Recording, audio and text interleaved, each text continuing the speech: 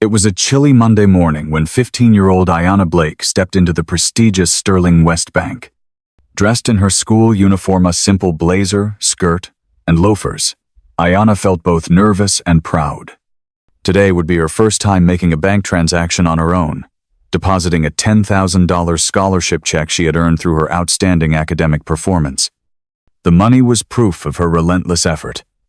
But more than that, it was a symbol of the independence she longed for, and she had decided to complete the transaction without her parents by her side. Ayanna approached the teller counter, her heart racing as she clutched her documents. Behind the counter, the bank manager Denise Langford, a woman in her 40s with impeccable style and a haughty demeanor, immediately noticed Ayanna from afar. Her gaze sharpened. When Ayanna handed the check to the teller, Denise's professional smile froze for a beat. "A $10,000 check?" Denise's voice rose just enough for surrounding customers to hear. "A teenager with that kind of money? Where did it come from?" Ayanna felt her cheeks flush, but she quickly regained her composure. "It's an academic scholarship," she explained, voice steady despite the slight tremble in her hand as she passed over the scholarship letter and her student ID. "I have all the documents here."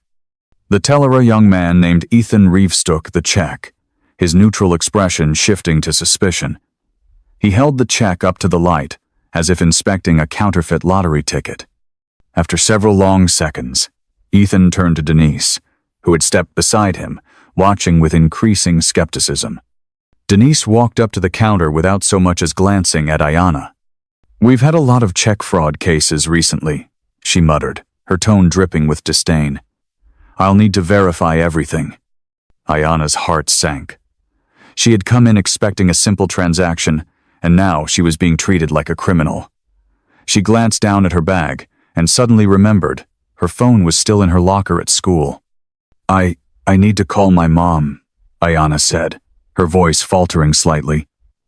"She's waiting for me. I don't have my phone with me." Denise didn't even look at her. "That's not our concern," she snapped, her tone icy. "You'll have to wait until the verification process is complete." Those words pierced Ayanna like a needle. She stood frozen as Denise turned her back, walking away with an air of triumph.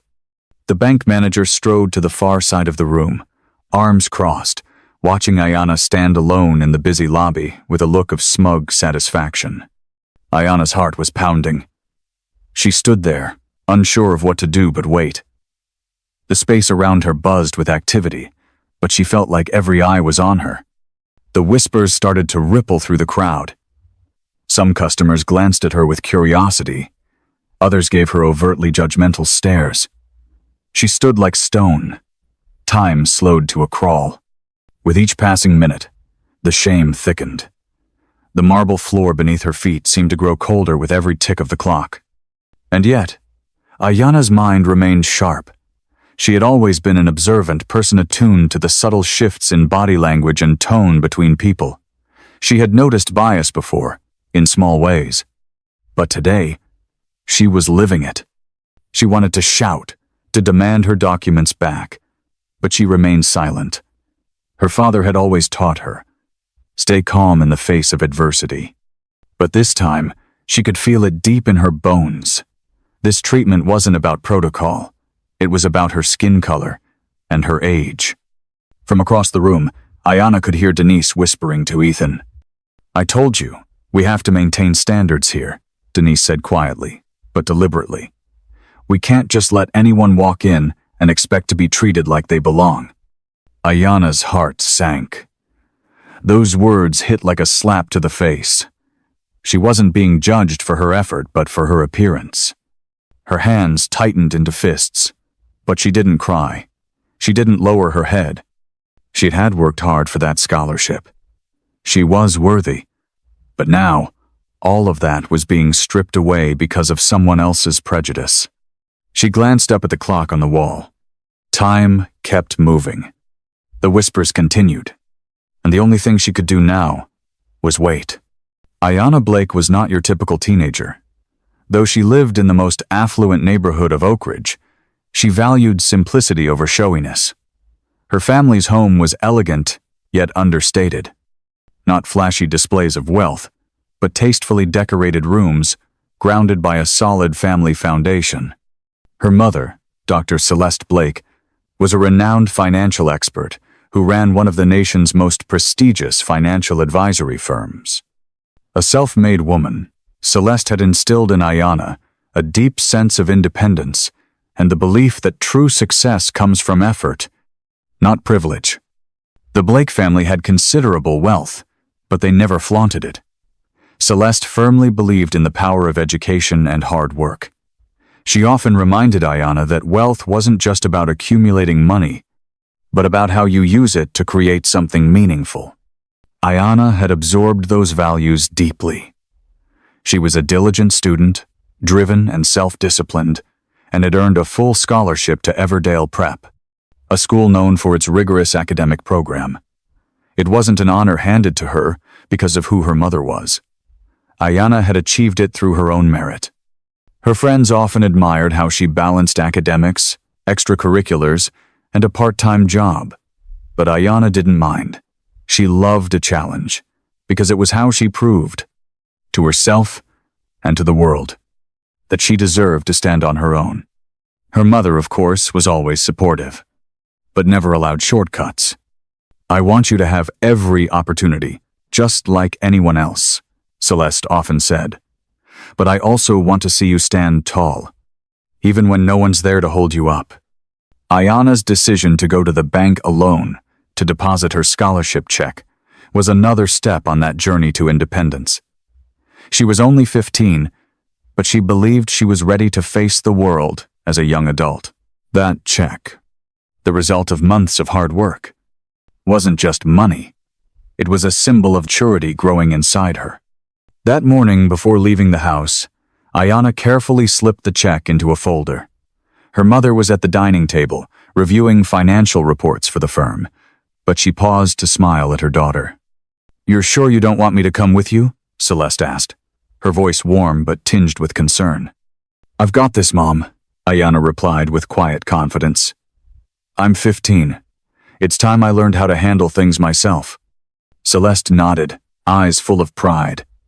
She knew Ayanna was capable, but she still worried.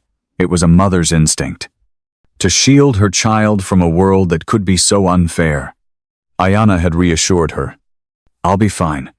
I'll go to the bank, deposit the check, and be home before your meeting ends."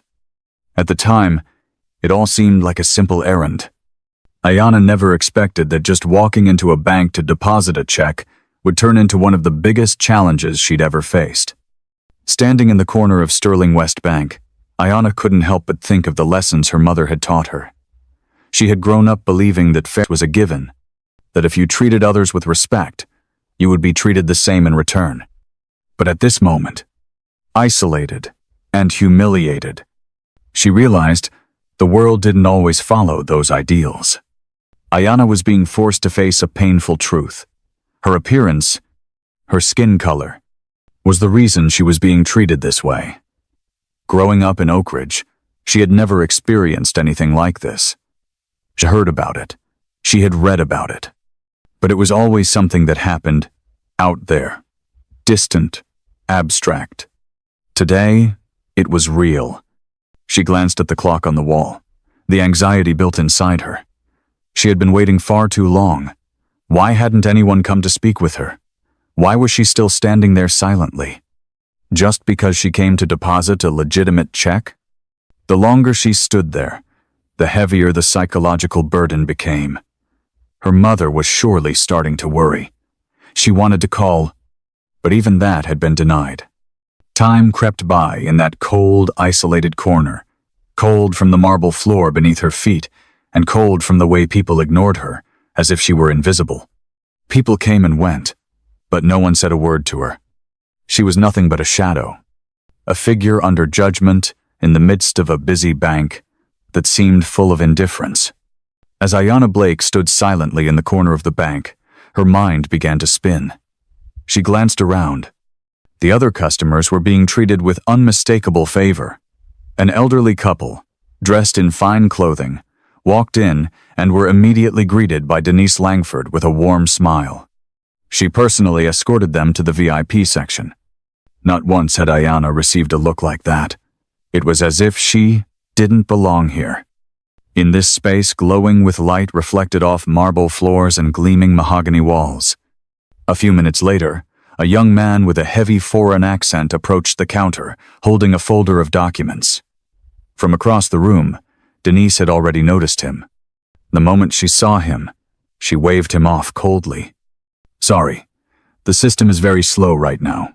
Your request will take too long to process," she said, her voice flat and indifferent. Ayana watched as the man walked away, clearly frustrated, her stomach twisted. And yet, only a few minutes later, a white couple entered with the exact same type of paperwork, and Denise's attitude changed entirely. She smiled brightly, practically gliding toward them. "Of course. Let me take care of that for you right away," she said, her tone as light as air. "Here, we always serve our clients with the utmost care." Ayana's chest tightened with a mix of outrage and numbness. This was no longer a misunderstanding. This was no longer poor customer service. This was something far more serious. A deep, silent, aching bias, and Ayana understood exactly what was happening. Denise was deciding who was worthy of respect, and she had made it perfectly clear. Ayana was not one of them. Her hands clenched tightly at her sides. She tried to stay composed, to keep her emotions from erupting. She had seen this kind of behavior before. Discrimination, dressed up as professional courtesy, but never had it struck her heart so directly, so bitterly. The entire bank seemed to have turned its back on her. Because of her skin color. Denise's voice rang out again, this time directed at the security guard standing near Ayana. "Keep an eye on that girl. Don't let her leave without permission," she said, her voice sharp and final. Ayana's heart pounded in her chest. She had to control the fury swelling inside. She focused on her breathing, trying to stay centered, to resist the wave of hurt threatening to drown her. She had been taught, when insulted, hold on to your dignity. But today, things felt different. Today, she wasn't a customer. She wasn't a bright student here to deposit her scholarship. Today, she was simply an inconvenience the system wanted to contain. Time thickened. The rustling of papers, the hushed conversations, and the click of Denise's heels on the stone floor became a grim soundtrack to a brutal silence. Ayana felt as though everyone's eyes were burning into her back. The whispers grew louder. She caught fragments. A mocking comment, a pitying murmur, even the sound of suppressed laughter that made no attempt to hide. She felt small, powerless. Worst of all, she didn't know if anyone cared. No one stepped forward to help. No one asked why she was being treated this way. Her pain was invisible, just another part of the everyday world, where people learn to ignore injustice. And then, just as Ayana's mind was starting to fracture under the weight of it all, something caught her ear. Denise was whispering to Ethan Reeves, her tone sharp with irritation. "She's still here?" Denise hissed. "Get rid of her. Make sure she knows she's not welcome." Ayana froze. She heard it clearly, and those words confirmed her worst fears. This wasn't about paperwork. This wasn't about process. This was about power, about control, about the belief that someone like her didn't belong here. She was seen as an outsider, a burden, a problem. Denise turned away, and Ayana couldn't hold it in any longer. "I am not a problem," she said, her voice trembling, but clear. "I'm here because I earned a scholarship. I came to deposit a check, just like anyone else." Denise didn't even glance back. She turned to the security guard and said, "Take her to the back. Keep her there until this is over." The security guard, a large man with a face carved in stone, walked over without hesitation. He grabbed Ayana's arm firmly and began to escort her across the lobby. Every eye was once again on her, but no one intervened. Ayana's face burned with humiliation and rage. She was dragged away from the teller counter, her heart pounding, her mind swirling with fury. "Stand here," the guard ordered, pushing her into a spot near the back of the lobby, where everyone could see her, but no one had to acknowledge her if they didn't want to. He stepped back, arms folded, watching her every move. Ayanna stood there, arms crossed, back straight, chin lifted. But inside, she was falling apart. As Ayanna Blake stood hunched in the corner of the bank, her body aching from hours of standing still, her mind slipped into a state of chaotic disarray. The cruel reality of the situation pressed heavily against her chest. She had been humiliated, treated like an outsider, in a place where she should have been welcomed with fairness and respect. Every passing minute felt like an hour, and the longer she waited, the more certain she became that something was deeply wrong. Ayanna's eyes scanned the lobby, searching for something, anything, that could distract her from the sting of humiliation. And then her gaze stopped on the bank manager, Denise Langford, walking across the marble floor, her heels clicking rhythmically against the stone. She was speaking with a sharply dressed man, tall, composed, and clearly powerful. At first, Ayanna didn't recognize him, but there was something about his mannerisms that felt familiar. Very quickly, she realized, this man was someone important. And the way Denise leaned toward him, her gaze filled with flattery, made it obvious. She was trying to win him over at all costs. Then his name rang in Ayanna's mind like a bell. Clive Remington. Her mother had mentioned that name before. In passing, during a discussion about business competitors, Clive Remington was the CEO of Meridian Banking Group, one of the top rivals of the firm Ayanna's mother, Celeste Blake, had just acquired. Ayanna's heart raced as she watched the exchange between Denise and Remington. Even from across the room, out of earshot, she could tell this was no casual meeting. Denise leaned in, her voice nearly a whisper, and handed him a pale yellow folder. Ayanna's heart tightened. The folder bore a bold, stamped label, confidential. She couldn't see what was inside, but Remington's eyes, his slow nod, and Denise's calculating smile told her everything she needed to know. This wasn't a routine business handoff. This was betrayal, a scheme.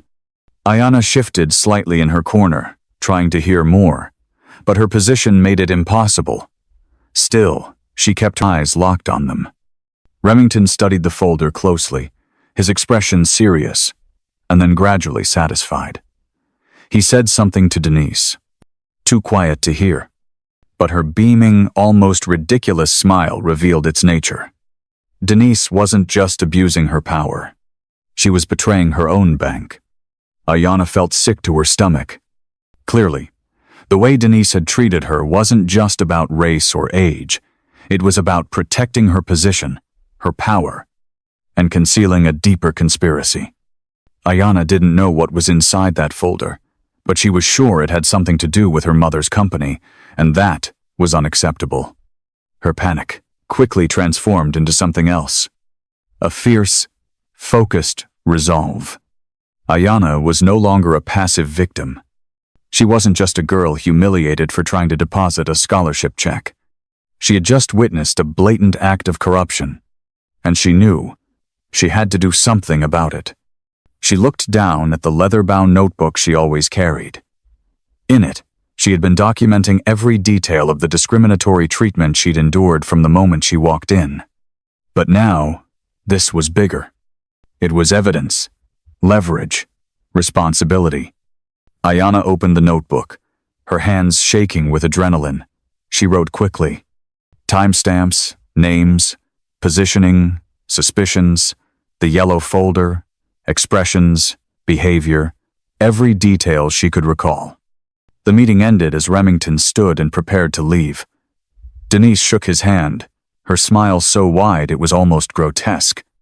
Ayanna kept her eyes on him as he exited the bank, his stride confident, like a man who had just completed the perfect deal. Denise returned to the teller counter, no longer smiling, but wearing a face of intense focus. And now, her eyes turned directly toward Ayanna. Ayanna shivered. She knew. Denise sensed something was wrong. She had seen too much. She knew too much. The question was, what would she do with it now? How could she prove it? Her hand gripped her pen tightly. The look in her eyes was no longer one of fear, but of unwavering determination. She had been humiliated, dismissed, but now she held something more powerful than a scholarship or identification: the truth. And it was time for that truth to come to light. As if summoned by Ayana's very thoughts, the doors of Sterling West Bank swung open, and in walked her mother, Dr. Celeste Blake. For a split second, Ayana's heart stopped. Her mother's arrival brought with it a cold gust of authority. Calm and composed in a sharply tailored charcoal gray suit, Celeste was the perfect image of control, standing in stark contrast to the chaos clouding the atmosphere of the bank. Denise Langford, who had overseen every moment of Ayana's humiliation, immediately straightened at the sight of her. "Dr. Blake," Denise said, her voice coated in false sweetness. "I didn't expect you today. How may I assist you?" But Celeste didn't respond with pleasantries. She turned straight to her daughter, her eyes narrowing when she saw Ayana standing alone in a corner, her face pale and unreadable. A flash of anger crossed Celeste's face, swift, but quickly hidden behind a composed, steel calm. "Ayana, are you all right?" she asked, her voice low but laced with concern. Ayana nodded, doing her best to contain the storm inside. "I'm okay, Mom," she replied, her voice steady though the turmoil still roiled beneath. "But there's something you need to know." Ayana pulled out her leather-bound notebook and began to recount every detail she had witnessed while being detained in the bank. The favoritism shown to white customers, the cold treatment she endured, and the secret meeting between Denise and Clive Remington. She read her notes aloud, her voice unwavering. Names, times, locations, the confidential folder, facial expressions, tone of voice, everything carefully recorded. Celeste listened closely, her expression hardening with every word. When Ayana finished, Celeste turned to Denise, her gaze razor-sharp. "Miss Langford," Celeste said coldly, "you owe my daughter an apology, and I expect an explanation." Denise's face drained of color. Her usual confidence vanished. I don't know what she's talking about," she stammered. But Celeste didn't let her continue.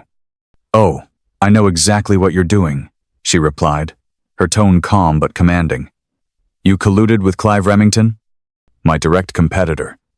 You handed him confidential materials. This isn't just customer discrimination. This is corporate espionage." The room froze.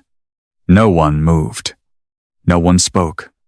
Ayana saw Denise's face shift from pale to panicked, then completely collapse under the weight of the truth.